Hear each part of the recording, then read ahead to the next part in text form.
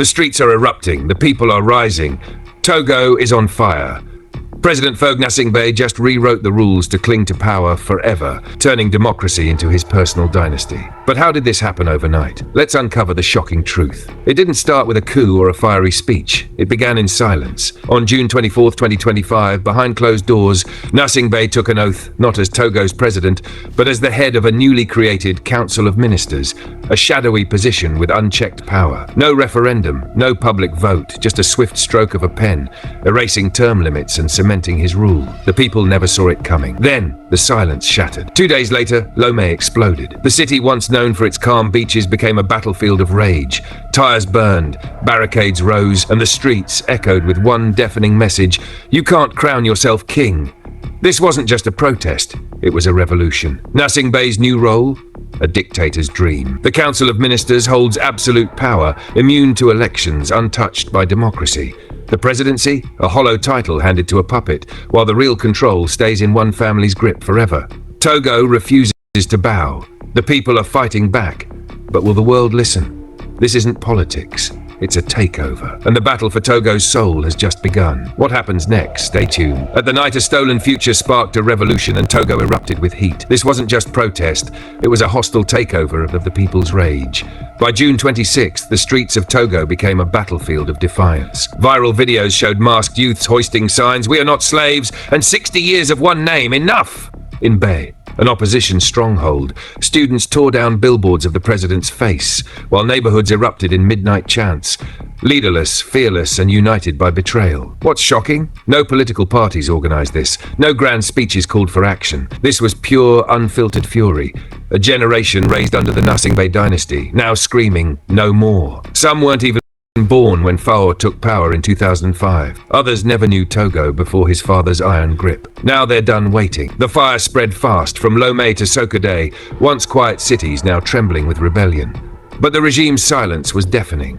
No explanations, no press conferences, just boots on the ground, tanks rolling in, and riot police tightening their grip. Behind closed doors, families debated, fight or hide.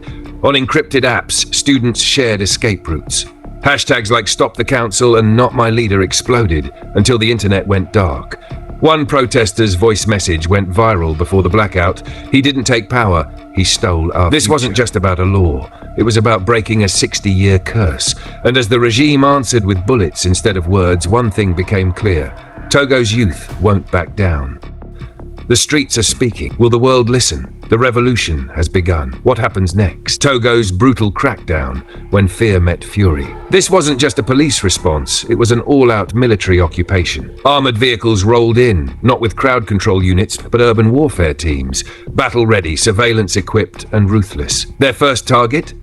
Bay, the rebellious heart of anti-regime fury. Witnesses tell horror stories, midnight raids, families dragged from homes, phones snatched, parents beaten in front of terrified children. This wasn't just about stopping protests. It was about breaking spirits, paralyzing communities, and sending a message. Resistance is suicide. But the regime didn't stop there. In Kara, the president's own hometown, troops tripled overnight. Checkpoints choked the streets, schools shut down, public transport froze. The message: we will lock this country down before we let you breathe freedom. Then came the digital siege. On June 28th, the internet vanished. Mobile data died. Wi-Fi collapsed. Social media platforms, Facebook, WhatsApp, Telegram, were strangled into silence. No explanation, just a blackout engineered by the state. Because in 2025, revolutions live online and the regime knows it. But the silence bred chaos. Rumors spread like wildfire. Foreign mercenaries, secret arrests, mass disappearances.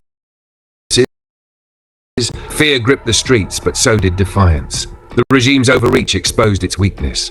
By arresting street vendors for protest posters, detaining lecturers for online posts, and turning cities into war zones, they proved the protesters right. This was never about reform. It was a naked power grab. Now, the world is watching.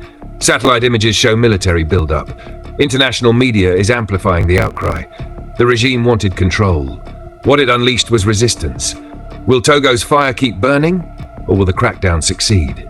P.S. Shout out to the Black Post community, where black voices and stories thrive. Join us to keep these narratives alive. The digital resistance, how Togo's diaspora fights back. When the regime cut the internet, they made a fatal mistake. They forgot about Togo's global army. From Paris to New York, furious diaspora activists became the world's eyes and ears, translating shocking footage into French, English, and German. Soldiers blocked roads, but the truth went viral anyway, turning the blackout into the regime's worst PR disaster. This brutal crackdown reveals the regime's deepest fear, not just losing power, but losing the people's fear. What happens when a government built on silence hears a generation that refuses to be silent? With every baton strike and arrest, they answer the protesters' question with terrifying clarity. They'll do anything to stay in power. Want more powerful stories? Like, subscribe, and join our movement preserving black history and culture. But behind the tear gas lies a decades-old betrayal. This explosion didn't start with constitutional changes. It started in the cramped homes of jobless graduates, the market stalls where prices crushed dreams, and villages forgotten since independence. The Gnassingbe dynasty promised prosperity but delivered a cruel illusion. Togo's youth, 60% under 25, are the ticking time bomb. They see through the regime's shiny buildings and GDP lies. These aren't just protesters. They're a generation raised on their parents' trauma, now refusing to kneel to the same family in new costumes. The real story, this isn't just about politics. It's about stolen futures. And as the world finally watches, one truth becomes undeniable.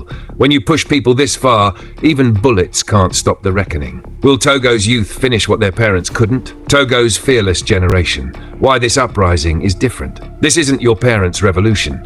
Today's protesters grew up digitally armed. They know how to document abuse, organize in shadows, and make their voices echo globally. Unlike past movements tied to political parties, this uprising has no single leader, just a nationwide scream of frustration from teachers to traders, nurses to students. For these youth, protesting isn't political.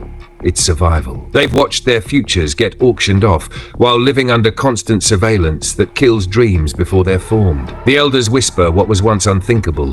How much longer must we pretend this is normal? This goes beyond politics. It's about reclaiming a stolen identity. Togolese aren't just fighting a regime. They're fighting 60 years of dynastic rule that turned their country into a family business. And the shockwaves are spreading across West Africa. From Benin to Cameroon, autocrats are watching nervously as Togo's youth ask the explosive question, why should constitutions be family heirlooms?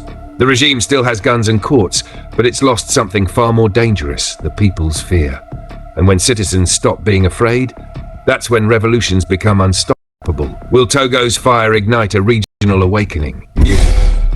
Want more hard-hitting stories?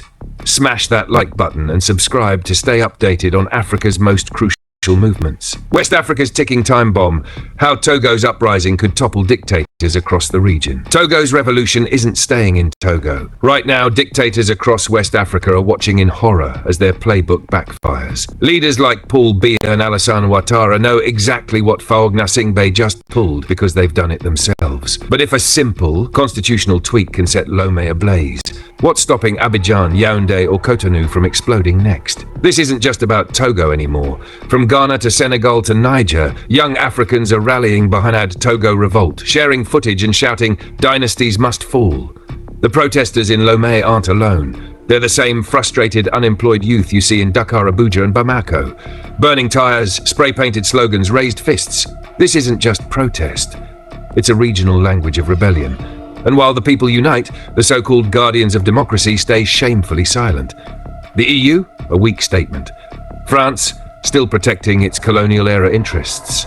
The African Union? MIA.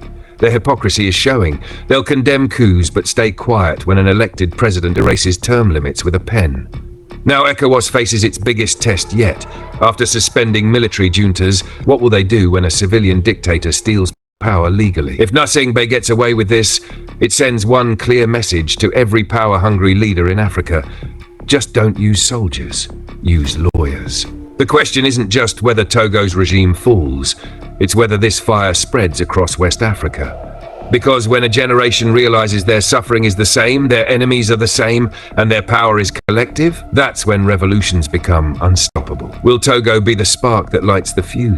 Drop a R in the comments and smash that subscribe button. History is unfolding now. Togo's revolution just rewrote the dictator's playbook. West Africa is at a crossroads. Autocrats are watching as Togo's president rewrites the constitution to rule forever. No coup needed, just legal tricks. But here's the game changer. Togo's youth are fighting back with bare hands against armored trucks. This isn't just Togo's battle. It's a masterclass in people power for every nation suffering under legal tyranny. Will this spark a regional uprising against dynasties that treat constitutions like personal property? The question is, will you stand with them? Comment if you believe people power can win. Subscribe for uncensored stories of black resistance and glory they never taught you. History isn't made by dictators. It's made by those who dare to defy them.